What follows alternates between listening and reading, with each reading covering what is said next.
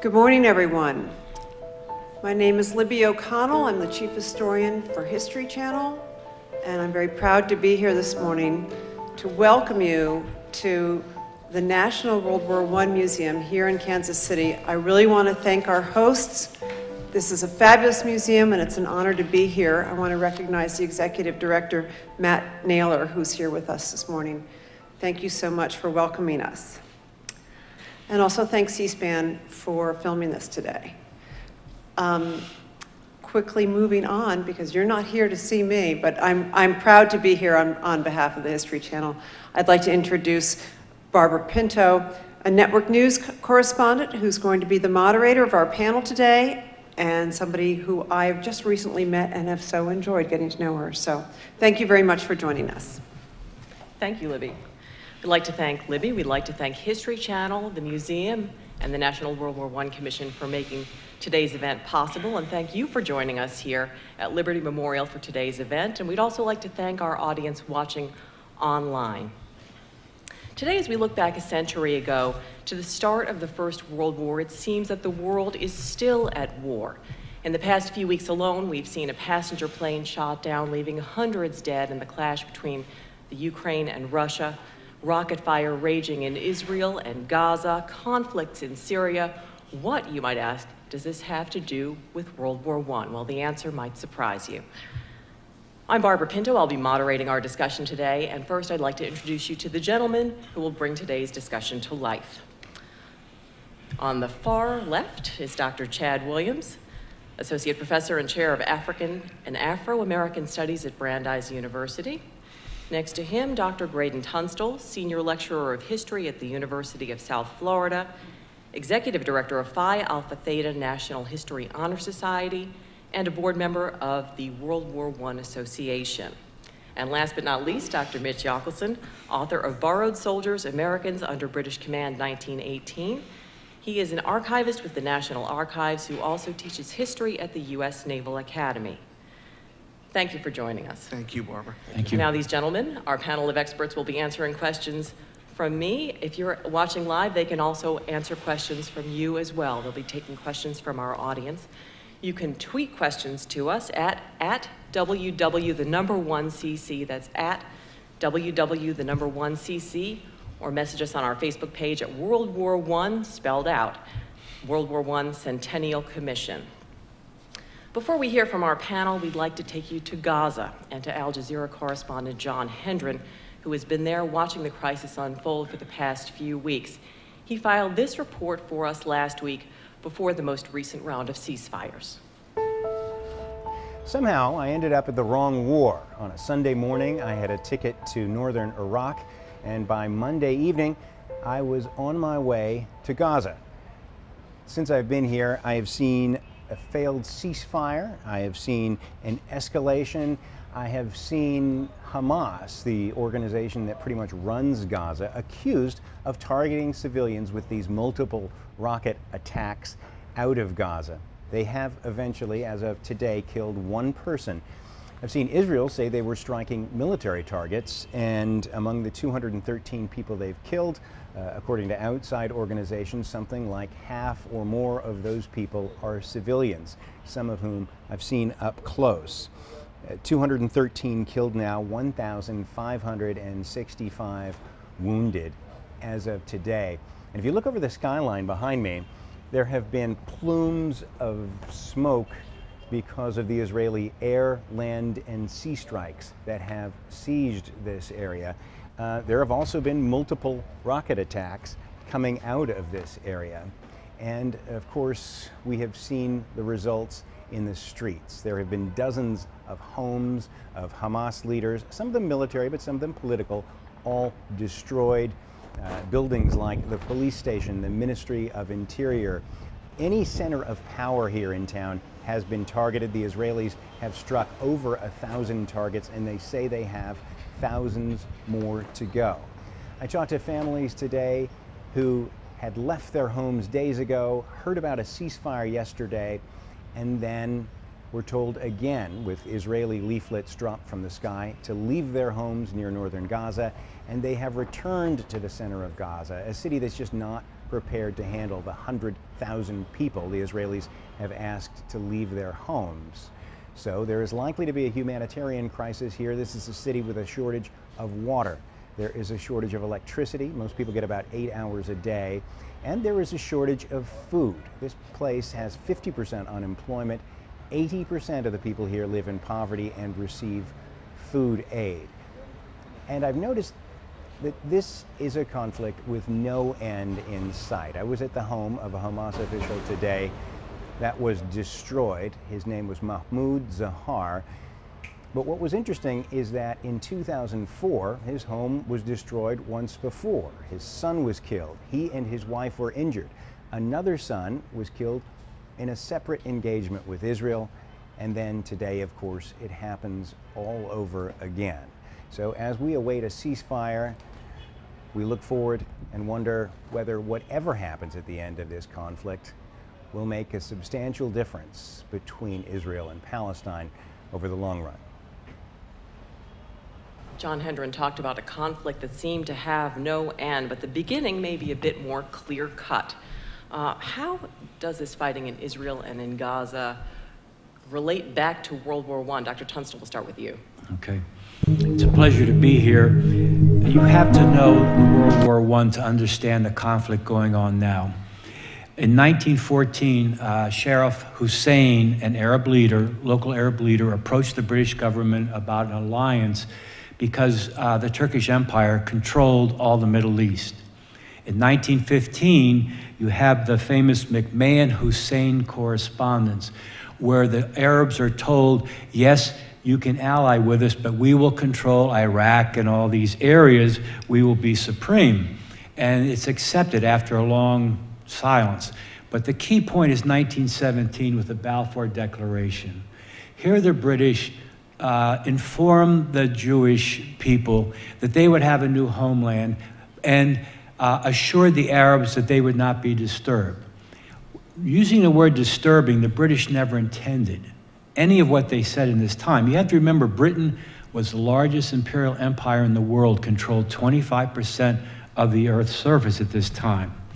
In 1918, you have a military campaign in Palestine, which was on the level of what they anticipated for World War I. But the key to wanting Palestine for the British was that it would cover the flank for the Suez Canal. The Suez Canal was critical for India, their gemstone in their empire. The tragedy a lot of people are not aware of, and this is what the Arabs look back to with a lot of dislike, on July 7th, 1918, a joint declaration was made by the British and French governments promising that if the Arabs continued to fight against the Turks, they would be given their independence and freedom. This is going to happen over and over again, and it was never intended. When the war ended in the Middle East, there were 1 million soldiers there, British soldiers. Actually, most of them were Indian, Asian, and African. But there was an immediate demobilization because people at home wanted the war to end. Well, what happened was, no one anticipated, but between 1919 and 1922, every area, because they're not states yet, in the Middle East rose up in revolt. Because at Versailles, they thought that President Wilson's 14 points promising self-determination gave them their freedom. Wilson and Lloyd George and Clemenceau only intended that self-determination to be in Europe. So you have these uprisings. In 1922, they finally start to settle down, and Iraq and Egypt become, quote, independent. No, the British still control them. They want the oil in Mesopotamia, which is today's Iraq, because they originally did a Mesopotamian campaign in 14 and 15 to get the oil for the dreadnoughts, the first real weapon that required oil. But it's in the 1920s that Arab nationalism starts to really build, and with it, Islamic evolution.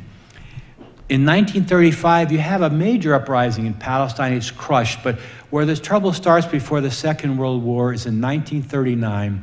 The British government issued their so-called white paper or white statement. It was the white paper where they said you cannot have independence for 10 more years. And it caused a lot of trouble. Now, what happens when World War II breaks out is that many of the Arab leaders will support the Nazis because it's the imperialistic British and French who have controlled them. This becomes important, but also the fact that Hitler's armies beat France in 1940 and the Japanese embarrassed the British in 41 and 42 in the Pacific. The Middle East is never going to be the same. Again in 41, particularly Syria and Lebanon are promised their freedom at the end of the war. This has to happen because by World War II, Britain and France are finished as major imperialistic powers. The key year is 1947 after World War II. This is when the British decide they cannot handle the religious problems in Palestine or India.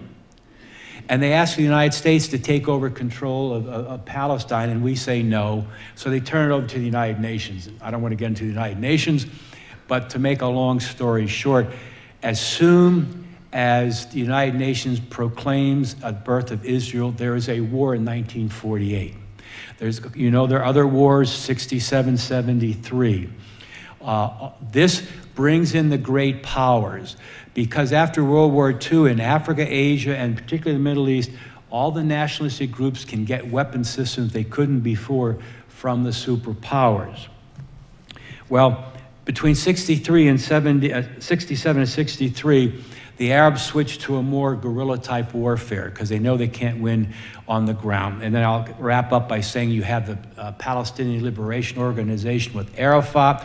It goes to the Hezbollah, and now it's Hamas controlling that area.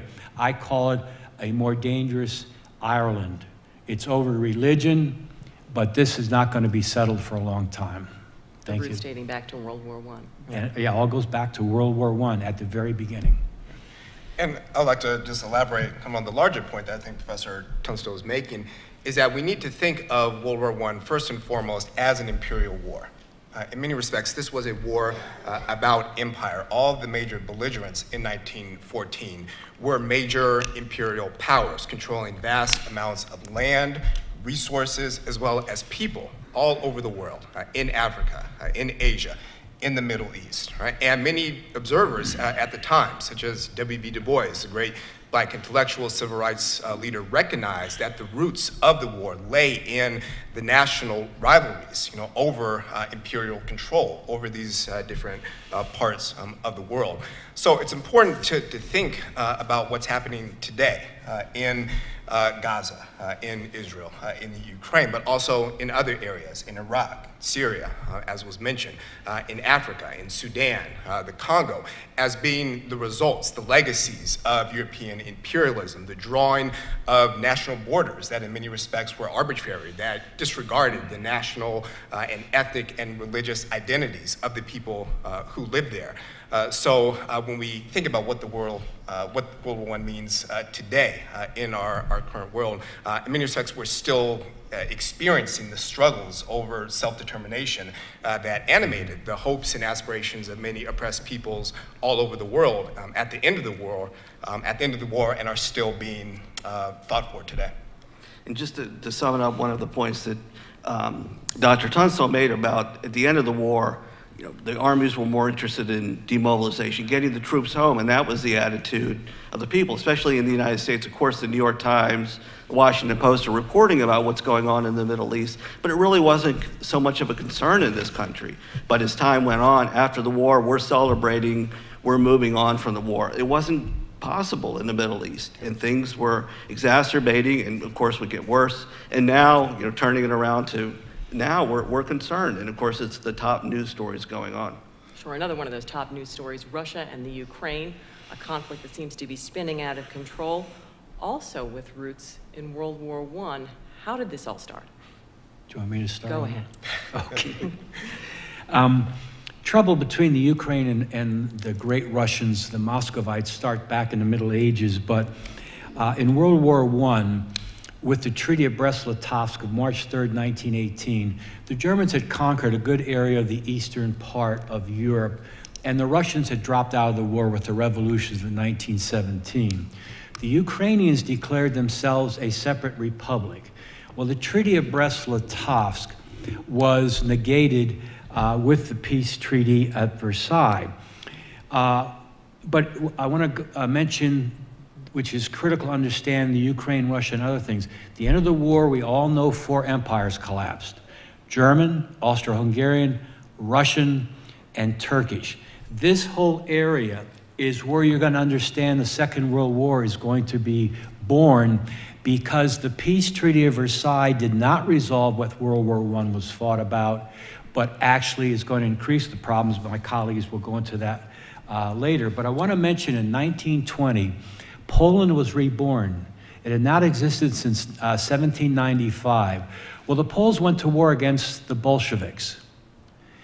They also got the Polish corridor, which was part of East Prussian territory. And I'm mentioning this because the Treaty of Versailles could only hold if the United States was there and our Senate voted down the treaty. So the treaty depended upon Britain and France policing the treaty. Britain's not going to do it. Her biggest trade partner was Germany, so she's not going to do it. But the danger was in the East, because the Treaty of Versailles was dead if Germany or the Soviet Union became great powers, and they did at about the same time, and their mutual enemy was Poland. If you realize this, you'll understand better the machinations with Hitler and the Western Front and the Eastern Front. But the point is this: during the war, the Ukrainian nationalists fought both the Nazis and the Soviet troops. And their revolt against the Soviet Union army continued until 1947. Later President Khrushchev will threaten and send plague germs for pregnant women and children. And it says, Ukrainian nationalists, get out of the forest or your women and children die. And that ended that. There's been this hostility. But when you start the Cold War, the Soviet Union takes the Eastern Empire as a protective area against invasion from the West. Particularly the threat of Germany, which is dead in 1945. However, what happens then is, and many Americans aren't aware of this, 1/4 of the former Soviet Union atomic missiles are still in the Ukraine. And by the fact that we are trying to toy with the Ukraine and support them to get into the EU, this has been part of Russia for centuries. So Putin is right. It's the same as Cuba and the United States in '62. And excuse the people in the press, but I don't believe the press, because half the stuff they say is absolute baloney. But you've got to understand that the Soviet Union considers Ukraine very vital to them. In fact, their entire Navy consisted almost all of Ukrainian sailors. So we start playing and trying to get them to revolt, which we never do, of course. Putin has a right, and that is only going to be resolved after much more bloodshed. It is not going to end overnight. Thank you. Just to add one, again, to circle it back to the First World War, a lot of people don't know that there were American troops in both North Russia and Siberia. There were regiments while the other American troops were winding down on the Western Front. We still had troops well into 1919 and later who were fighting against and also in support of, in some cases, the White Russians, and it was a bloody situation where there were a number of Americans who'd lost their lives in an area that we don't think of as a theater of war. In fact, Joseph Stalin said at one point in one of his speeches, the Cold War began when American troops landed in Archangel and Vladivostok in 1919. We talk about how all this circles back to the First World War, and the treaty and agreements designed to end the war seem to have perpetrated even more war. What, in your perspective, did the people who came up with the Treaty of Versailles and the other agreements, what did they not understand? Just to start off, I think part of it, when you look at the French, for example, there was a lot of anger, of course. They wanted retribution against the Germans. A lot of their infrastructure was destroyed, a lot of citizens, same thing with the Belgians. A lot of their population, it died at the hands of the Germans. So you had a lot of anger. You had a lot of animosity of going after the Germans. And That animosity, I think, really led to some confusion of what they were going to try to achieve by having this, treaty, and the United States was kind of on the peripheral of this. I mean, President Wilson was kind of running it as the referee, and as Dr. Tunstall pointed out, it was never ratified in the United States, and it ended up being more of, I think, of the other allies kind of controlling things at the table. Well, I think in some ways it also reflected the limitations of American influence. So when it came to the history and internal dynamics of Europe, and really the deep-seated hostilities that were at the core of the war, and how Woodrow Wilson, in all of his idealism, his very lofty talk about democracy and self-determination, creating a new international order of diplomatic relations, was ultimately not effective in appeasing the different nations that were trying to sit down at the table and to resolve this great conflict, which ultimately led to the next great conflict of the 20th century. But I think even looking more specifically at the American perspective, and Wilson specifically, his lack of attention to domestic affairs, the fact that when he is in Versailles negotiating the peace treaty, America is in flames. You have race riots taking place in the country, you have labor unrest, you have a tremendous amount of domestic upheaval that affected the politics of getting the treaty passed through Congress, which ultimately didn't happen. So I think there's a number of different factors, looking from the perspective of the United States and Wilson specifically, that speak to why the League of Nations and Versailles was ultimately a failure. Lloyd George and George Clemenceau played Wilson like a fiddle. In particular, well, I mentioned about the League of Nations, the main weakness is it had no army and it was controlled by Britain and France, as the UN was when it was originally created after World War II. So you had to be aware of that. But whenever Wilson would stand up to something or say, I don't like that, they would say, we're not going to vote for the League, and he would give in. This is how he gave in to the mandates for Asia, Africa, and the Middle East. He was convinced by Lloyd George and Clemenceau, who had to be snickering under their breath, we're going to give them their freedom in time. Yes, there's the ABC mandates, but in the Middle East, they will be free soon. And Wilson fell for it. The main other point is, because I'm a European historian, is the Austro-Hungarian Empire was destroyed. A major political, economic, and structure for Europe from the Middle Ages. Created 7 countries that could not exist alone, and nationalism was the key. And this, if you go back to what I said earlier, if Germany becomes a great power of the Soviet Union, these countries are there for picking because they were nationalistic. Each one had at least 1/3 of other races within them, and they all wanted to rule on their own. And Wilson never visited the battlefields once, never understood what the war was about. And I hate to say it, but Lloyd George and Clemenceau came out the winners at Versailles. All right, to fully understand the war's impact on our current world, it's important to take a closer look back at the 4 years that were World War I. How to describe that war? History Channel asked some historians and authors to give it a try in one word.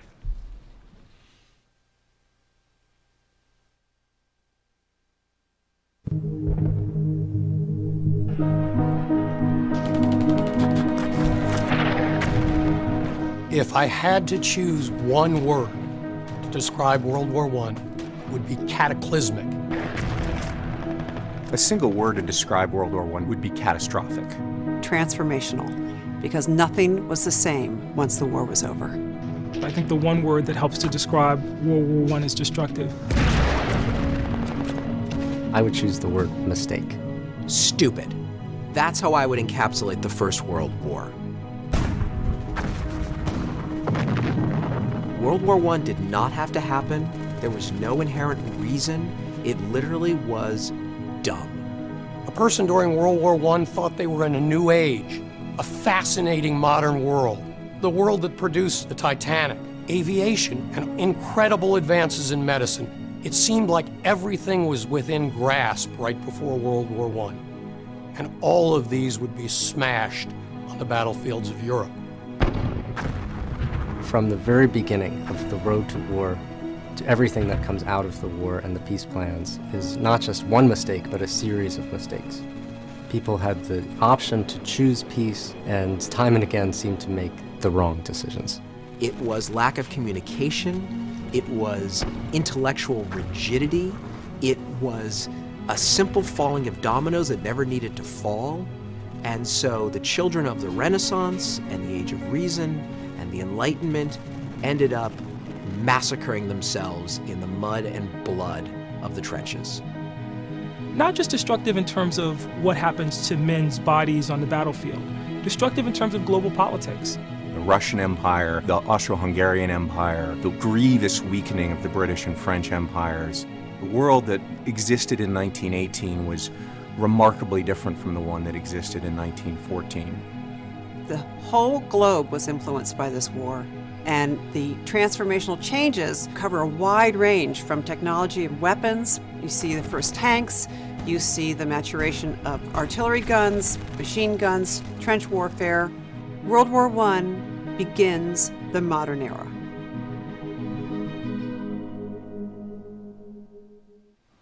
An interesting piece. We heard Libby say World War I began the modern era, but was this war, as Max Brooks characterized it, a stupid war, a mistake? What does that mean? Well, I think it was an inevitable war with all the different factions. The empires, as one of the other speakers mentioned, in you know what was going on in Europe at that time, that was kick-started by the assassination in Serbia, and it went from there. I'll let Jack is more. I consider the causes of the war, the alliance system, the most important one. And this is how I explain to my students. Austria-Hungary was going to go to war regardless. She was going to invade Serbia, but hope for a local war. Germany didn't start the First World War. The Austro-Hungarian monarchy is going to invade Serbia and hope that Germany will keep Russia out. Russia is going to come in, and interesting enough, because of fears she'll be outfoxed from the Balkan Wars of 1912-13, which needs a lot of explanation, don't have time. But why are Britain and France and Germany coming into the war on August 1st? Because of the alliance system. Then I add the arms race. From 1911 on, everybody is arming to the teeth. There's going to be a war. If you read the book Sleepwalkers, everybody's raving about it. He's wrong. They weren't sleepwalking. There's a book in Cambridge University Press. I wrote the chapter in Austria-Hungary. We had to name the 5 to 10 people most responsible for the outbreak of the war, and they all knew what was going to happen because they were caught up in the nationalism, the most dangerous ism of the 20th and 21st centuries. So the war starts out hopefully as a local war, but Austria-Hungary has to invade Serbia or her empire will collapse because she has 15 nationalities. The war declaration against Serbia is published in 15 different languages. So for Austria-Hungary, it was survival as a great power. Germany could not let Austria-Hungary be defeated. It's her only ally. And the Russians had signed a treaty in 1894, which would take the weight off the French in the West if they went to war with the Schlieffen Plan. I'll stop and let my colleagues come in. Well, I think there's a danger in characterizing the war as stupid, because it mattered. At the time, the war mattered to millions of people, right? They were fighting for something that they believed in, right? And people all over the world were engaged in this conflict. It was a truly world war.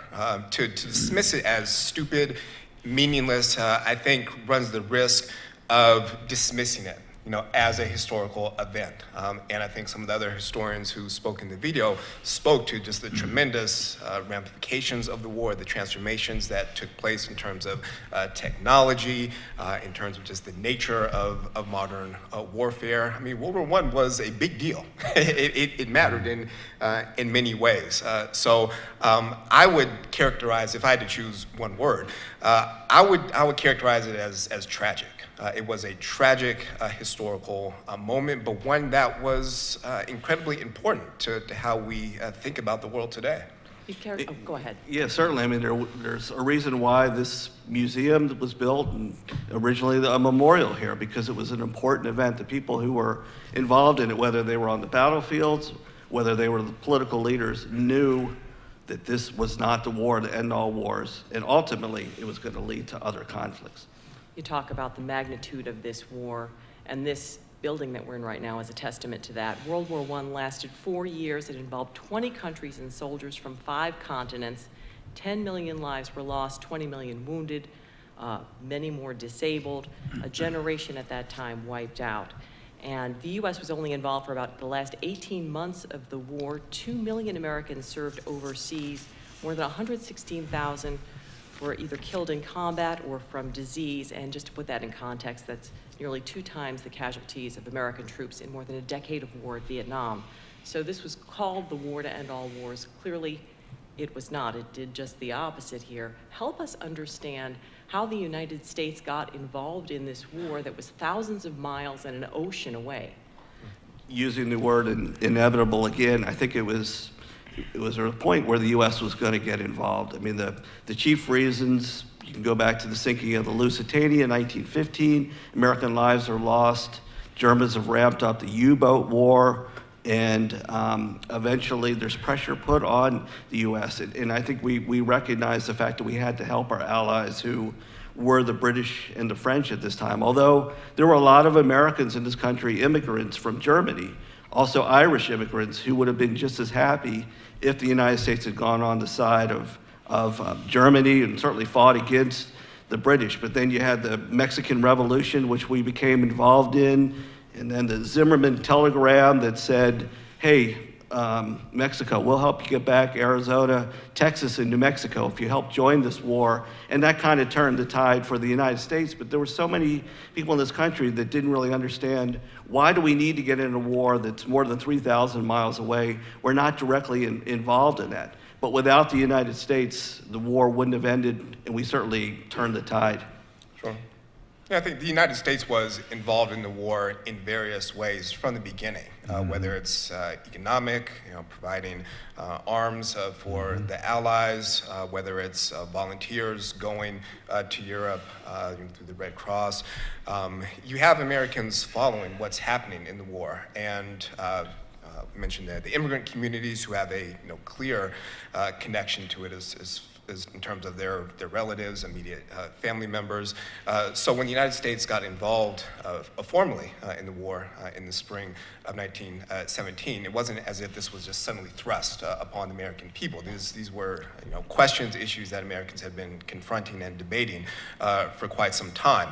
But trying to mobilize the American population was a different story. And that's, I think, where Woodrow Wilson becomes very important in terms of how he frames the war as a war to make the world safer democracy, kind of tapping into the democratic idealism of the United States, and was quite effective in terms of mobilizing a country that was wholly unprepared for war. The United States had one of the smallest standing armies in the world, but by the time the war ended, had emerged as a significant military power on the global stage. Talk about public sentiment at that particular time in history among Americans. Were Americans emotionally ready to go to war, and how unready, because you mentioned they were not physically ready to go, how not ready were we? You ask an excellent question. I mean, there was still animosity from the Civil War. There was still divisiveness between the North and the South. So again, not everybody in this country said, we need to fight for the United States overseas in a war. We certainly weren't ready. As Dr. Williams pointed out, we had one of the smallest standing armies. We had a regular army force. We had the National Guard, which was morphed from the militia. And so we weren't ready technologically to fight this war. We didn't have enough manpower. We had to institute a draft, which was not entirely popular. And it really was starting from scratch. But so did the British when they got into the war. They had a small standing army as well. They had to rely on their form of the militia. So the United States had that kind of learning curve to build up to. And it took a while, and this angered a lot of the political leaders in France and Britain who said, well, just bring the American troops over. We'll amalgamate them with our troops. Well, President Wilson was against this. He appointed General John J. Pershing, whose name is all over Kansas City, and Pershing was given a mandate. You will fight as an independent army, you'll fight as the American army, and if you need to help out the other belligerents, the other allies, so be it. But this was going to be an American army. And Wilson, as Dr. Tunstall pointed out, never visited the battlefields. He sent Secretary of War Baker over there a couple of times. He would report back to him. But Wilson didn't really care so much about the fighting. He was more concerned about what was going to happen at the peace table once the war was over. Yeah. Also, the United States government created a tremendous propaganda machine to generate support for the war effort amongst many segments of the American population which were incredibly skeptical for various reasons. So you have the Committee of Public Information, which is created, led by George Creel, which produces this remarkable machine of government-sponsored propaganda. But you also have a strong element of government repression as well. American support for the war, for many people, was coerced. You have, one of the darker aspects of American involvement in the war is just the tremendous suppression of civil liberties which took place, restriction of freedom of the press.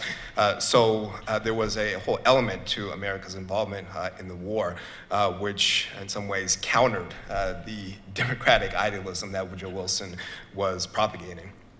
I'd also like to mention capitalism, because we do live in America. The United States government loaned money to Britain. Britain lost all her gold reserves, but Britain loaned money to Italy and France. If we didn't enter the war, who was going to pay the bills? When we mentioned Lusitania, all the major newspapers in New York City had full-page articles from the German government. The ship contains artillery shells and machine gun ammunition. It is a ship of war. But it's one of the reasons we go into the war. I want to mention after the war, because this is one of the things that helps Hitler. The Italians have trouble paying the money, the French do back to the British to the Americans. So what do the Americans do? They loan money to the Weimar government, which is used to build buildings, et cetera. And I don't have time to go into it, it's not my class. The Depression makes the difference. It's over these payments. Hitler only becomes important because of the Depression. And then his party rises. And I'll stop let my colleagues. Sorry. Now, as in then, it's follow the money. We'll switch gears just briefly here. When you look at this major war overseas, it also drove some huge cultural changes back here at home. How did the war further the fight for civil rights, for women's rights? Dr. Williams, you've done a lot of research on that. Yeah, in some ways, some of the most dramatic reverberations of the war happened on the home front in terms of transformations in social, cultural, political, and race relations in the United States. Again, the way that the war was framed to make the world safer, democracy kind of tapped in to the democratic aspirations of a broad range of marginalized peoples, groups in the United States. So we could look at the women's rights movement culminating in the 19th Amendment in 1919. We could look at organized labor, the fight for unionism, workers' rights, African Americans who really used the language, the discourse of democracy to engage in a struggle to affirm their citizenship rights in the United States, but to also expand upon their citizenship rights, which had really been under attack since the end of Reconstruction. So we can look at the fact that you have some 380,000 Afro-American soldiers who served in World War I, 200,000 served overseas, roughly 40,000 fighting on the Western Front.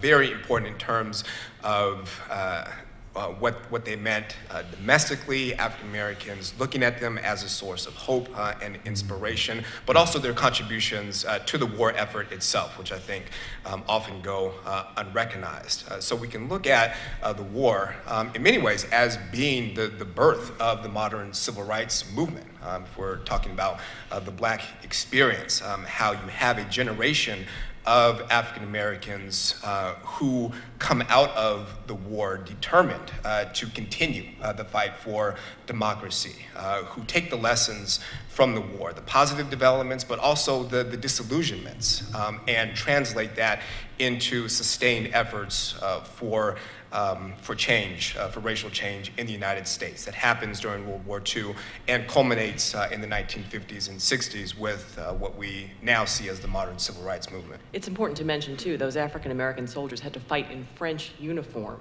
Absolutely. Talk a little bit about why that was, their lives in Europe, and their lives when they returned back to the United States. Sure. You have two divisions. Again, I could go on and on. I wrote a whole book about this. But you have two divisions of Black combat soldiers. One division, the 92nd Division, which served in the American Expeditionary Forces, was subjected to institutionalized racism and segregation, had a very trying experience, especially amongst its Black officers. But you have another division, the 93rd Division, which was a provisional division made up largely of Black National Guardsmen from New York, Chicago, other places. And Pershing had promised the French a division of American troops if and when the United States entered the war. So not knowing what to do with this conglomeration of Black National Guardsmen, he conveniently gave the 93rd Division to the French Army. And they literally served under French command, wore French uniforms, and acquitted themselves incredibly well. And in some ways, their experience kind of spoke to the challenges that African Americans faced in serving in the American military, but also the idealism that serving under the French generated as far as providing Black soldiers with a different view of racial possibilities, that there were alternatives to what they were experiencing, what they had experienced in the United States. And this, again, translated into the post-war period. I'd like to add also, some of the unsung heroes of the First World War in the American Army were Native Americans. There were thousands of Native Americans who served in the combat divisions. For example, the 36th, which was out of Oklahoma and Texas, had a number of Native Americans, and we know about the Navajo code talkers in the Second World War, using codes to fool the Japanese. Well, actually that dates to the First World War, where the Choctaw code talkers in the 36th had used the telephones and used their own dialect and came up with some kind of gibberish messages that fooled the Germans around the Champagne sector. But Native Americans were rewarded for their so-called service by giving naturalization after the war. The war also drove incredible advances in technology. I mean, this is a war where soldiers rode in on horseback and came out on airplanes. Talk a little bit about what people may not know about the technology and advancement that happened in these 4 years that were World War I. Medical research particularly advanced because you didn't have your wonder drugs yet. I'll give you one example, and that's a lot of wounds, head wounds, were fatal, particularly in the Alps. That's the worst field of battle in the First World War in Europe. And the artillery shells would hit the rocks, and the pieces of rocks would go in the heads because they didn't have steel helmets till the very end of the war. An Austrian who had won an award in 1914 developed a process which allowed many of these people to live And it was very simple. You clean out the wound. A lot of times you went like with Abraham Lincoln, they totally treated the wound incorrectly. For armor, armor did not prove itself in the First World War. In fact, the Germans didn't see it as being that worthwhile an arm because they didn't even build a lot of tanks because their artillery would stop them, like at Cambrai, etc. So that will be a development later. The telegraph and the telephone become critical in the First World War, which leads to the communication advances that, of course, will be jump-started in the Second World War. But oil becomes the mainstay of warfare, and this explains the Middle East later, and even today, oil is the background. It's, as we all know, it's not going to last forever. They've got to come up with a solution, but that is the key to military power anyway. It's why China's trying to get all the oil she can. She's trying to build up a gigantic army. And within a few decades, it'll be the first time in history a country will actually be able to threaten an invasion of the United States. Yeah, we'll get to those tensions in a short bit. Yeah. Anyone have anything else to add about the technology that was developed during the war? I was going to say some of the paintings you see that were done after the war or even well after show soldiers in hand-to-hand combat and using their bayonets against their foe. That was unusual. And part of the reason was the fact that the machine gun was so deadly. The Germans, for example, were masters of the machine gun. They set up these pillboxes throughout their defensive sites, and it was very difficult to get close to them because they were able to use them with such deadly effectiveness that having bayonet fighting and hand-to-hand and wrestling that you see in some of these apocryphal paintings just really never happened. Yeah. Well, you know, from the film with the artillery, it's critical to understand that. When the war began, artillery will end up being the killer of 81% of those killed in World War I. But artillery was not accurate. And you'll see on the Western Front, and in the Italian Front and the Eastern Front, the idea is more and more artillery. It's not until the end of the war that artillery becomes a truly effective weapon. Before that, in the Italian Front, in one battle, the Italians had an artillery piece every 4 feet and just decimated the area in front of them. But artillery is the key weapon in World War I. Its evolution is slow, and it has not completed that in 1918. Add to that the tanks, poison gas, a number of ways to perpetrate the horrors of war more effectively. We'll switch gears here now because World War I has been called the Forgotten War. Why is it so important to remember? We asked a few historians and authors.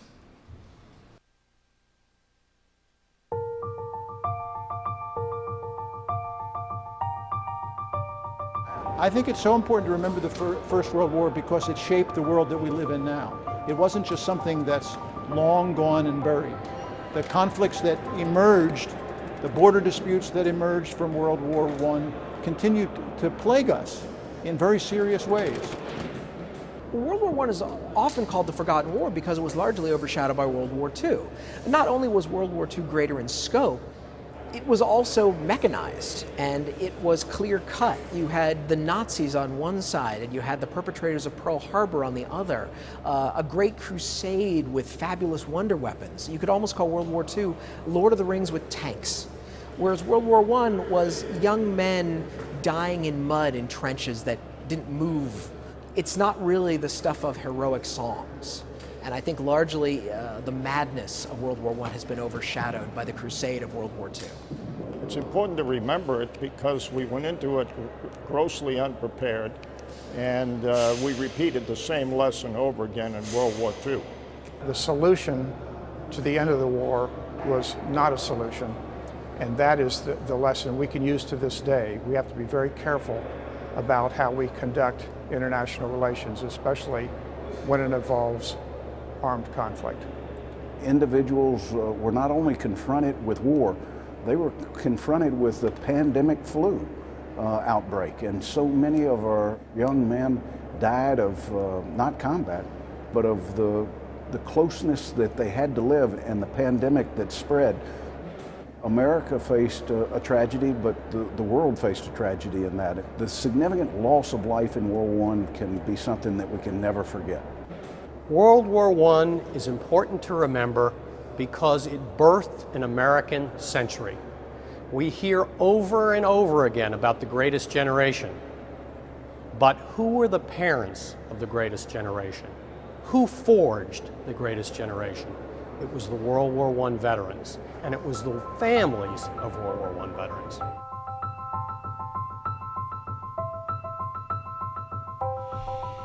In addition to remembering those lives lost and the families of World War I veterans, some say it's important to remember this war because there are very stark and troubling geopolitical parallels between now and then.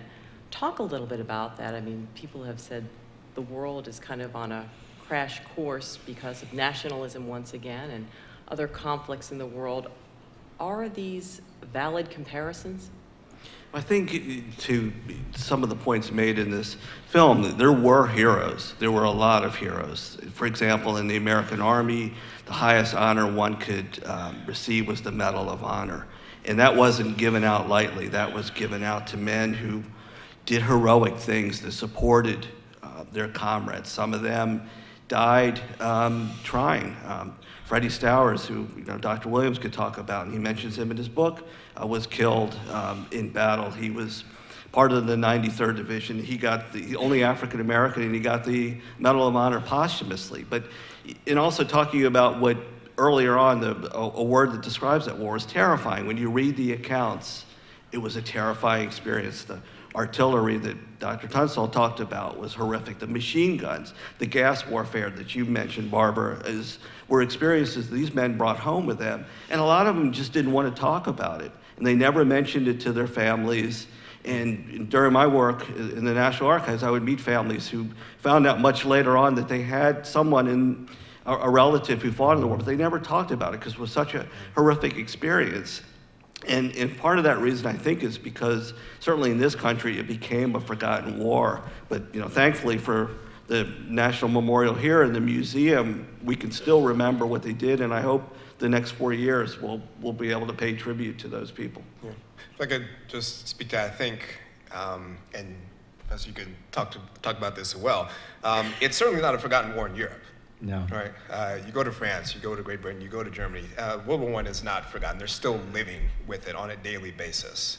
French farmers are still digging up unexploded artillery shells. So it's still an everyday part of the lives of many people.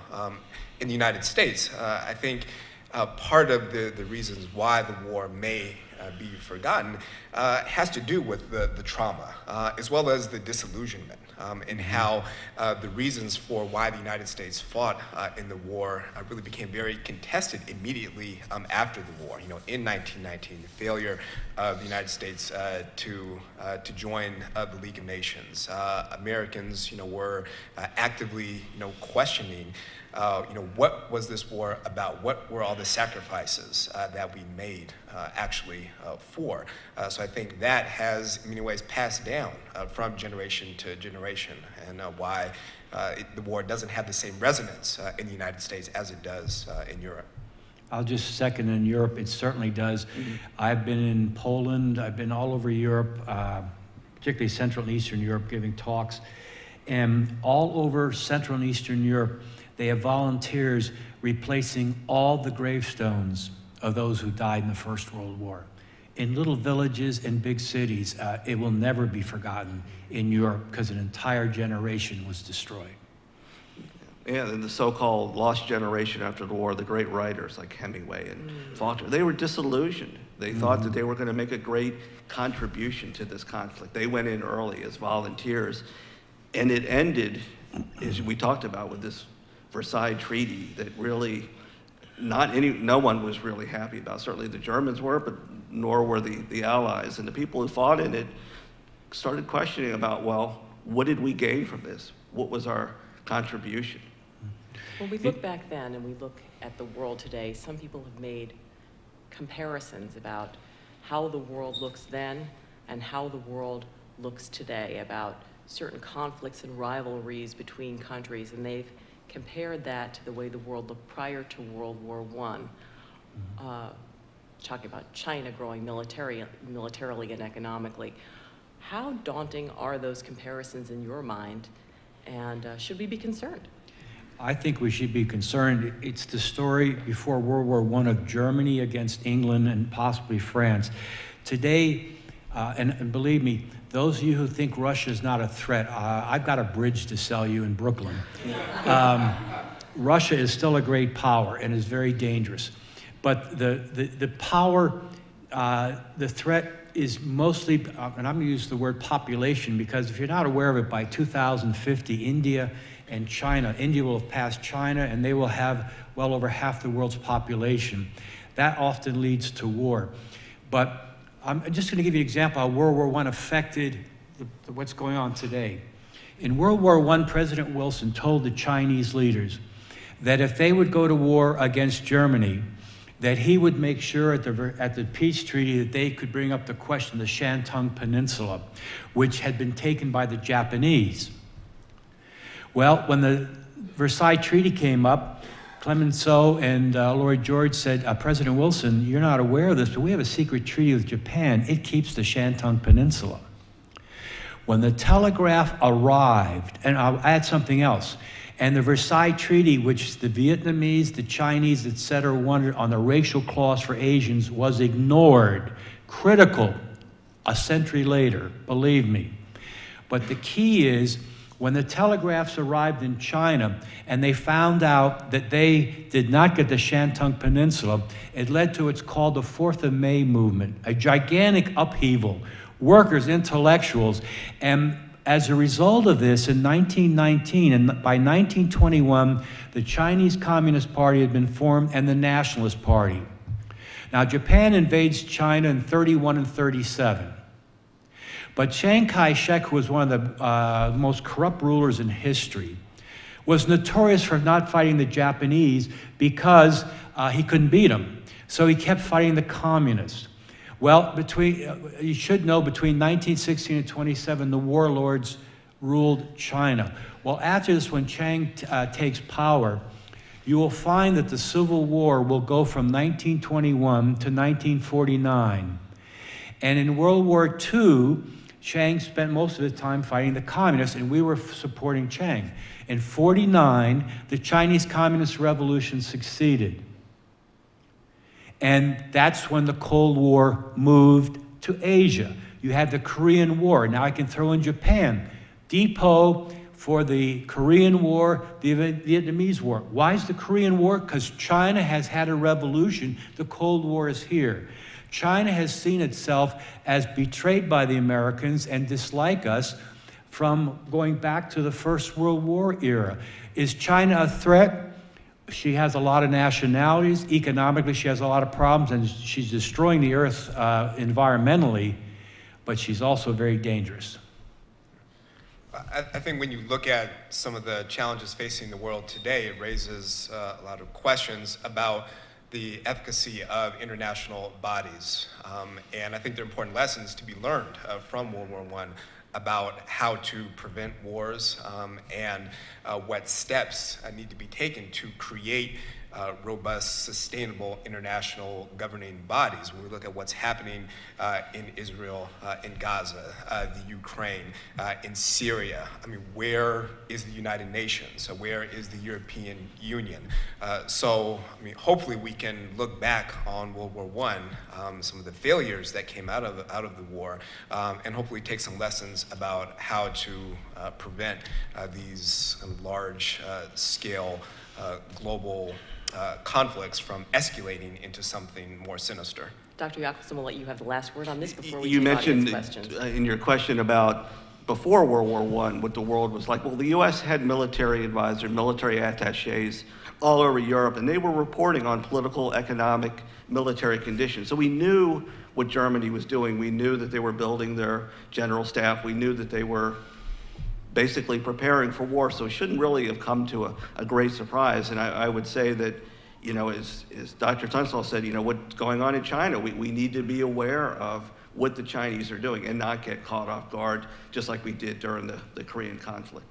Thank you. We'll take a few questions now from members of our live audience and from people online.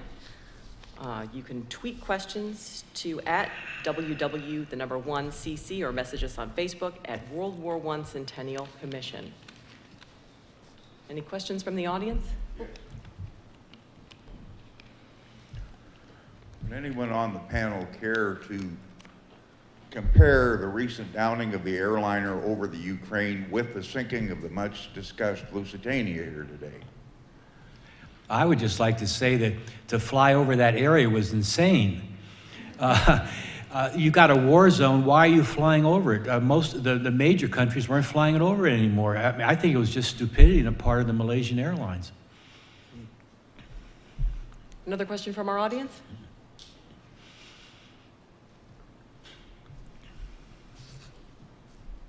I was wondering if you could elaborate on just the effect that World War I had on women in America after the aftermath. You elaborated on a little bit on labor groups and race relations. Well, I think the First World War certainly gave women an opportunity. Men went off to war, so the women, just like in the Second World War, took over in the factories, in the war machinery, in other jobs. They normally would not have been allowed to work in this. And then certainly after the war, women's rights.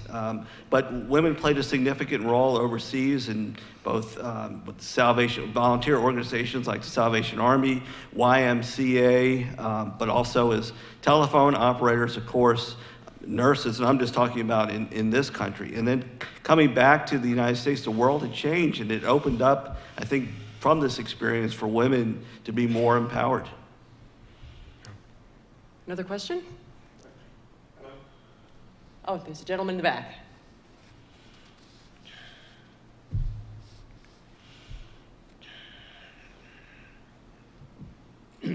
Yes, I would like to maybe slightly disagree with those who say that the soldiers of World War I were maybe the lost generation, in that many of the soldiers who fought in World War I came back and became community leaders in their communities. And we have such people in Kansas City as the person to be elected the first municipal judge.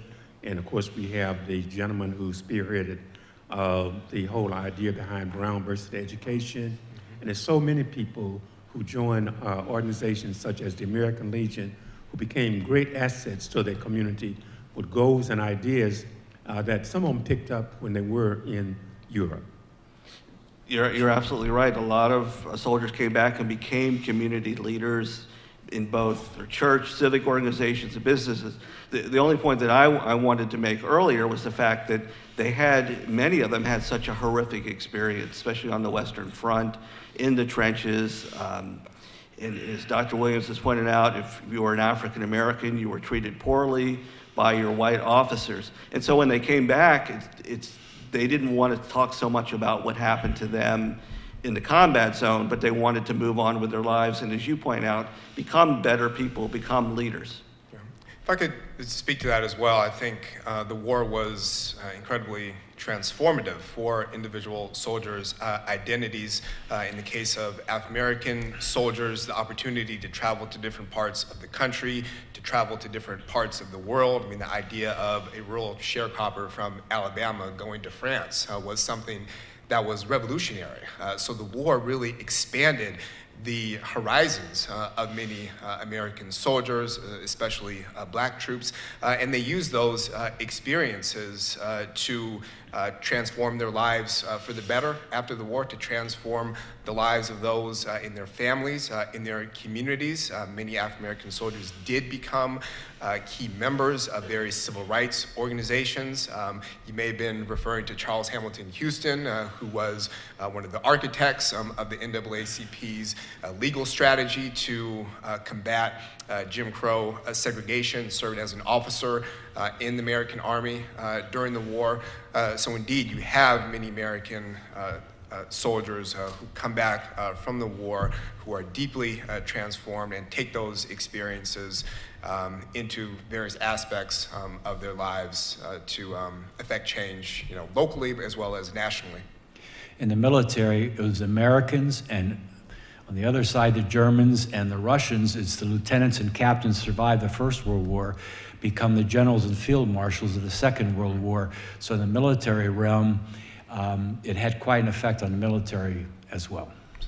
Another question? And if you could just keep your hands up so Rebecca can get to you if you have a question. Okay. I just had two really quick ones. One, Dr. Williams, I just wanted to know, from your perspective, we seem to be talking about maybe the 20s as the generation women get all these rights, and there's this big social change for them. Why do you think it took longer for African Americans to get that same sort of, I guess, momentum in terms of the civil rights movement? And then the other thing is just general opinion. How much of a difference would it have made if the United States had actually ratified the League of Nations? That's a heck of a... Good questions. Well, I think, yeah, in the case of African Americans, you have a deeply entrenched history and legacy of racism and systemic discrimination, which took time to fight against. And I think what's important to think about in terms of the significance of World War I is we see kind of the groundwork being laid, the seeds being sowed for what would become the civil rights movement as we know it. So you have individuals who are maturing, kind of coming of age. You have organizations like the NAACP, the Urban League, that are growing and expanding. You have important shifts in the demographics of the country, with African Americans migrating to the north.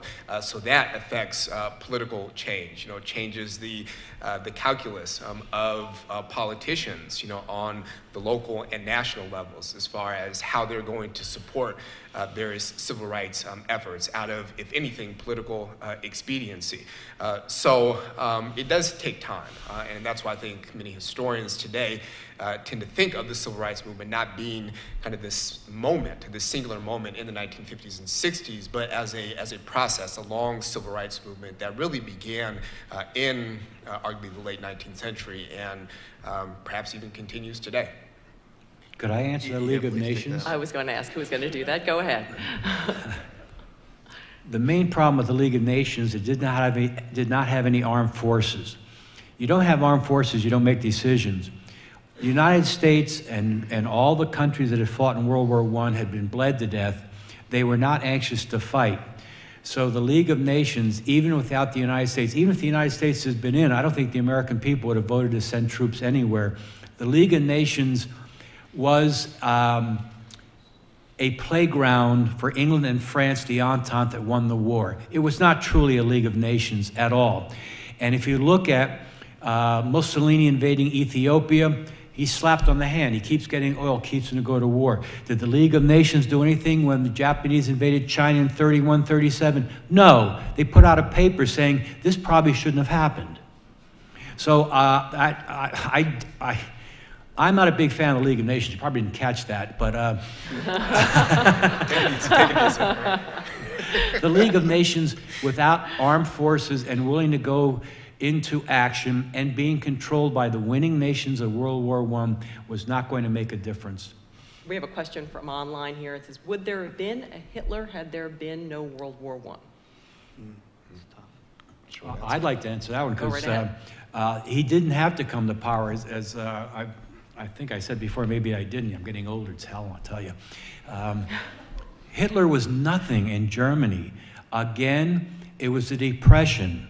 When the Depression hit, which is, I don't need to tell you about in the United States, but Hitler then took all the arguments against Versailles, Articles 231, 232, Germany started the war, therefore she must pay. Stab in the back. It was the economic troubles of the Depression that brought him forward.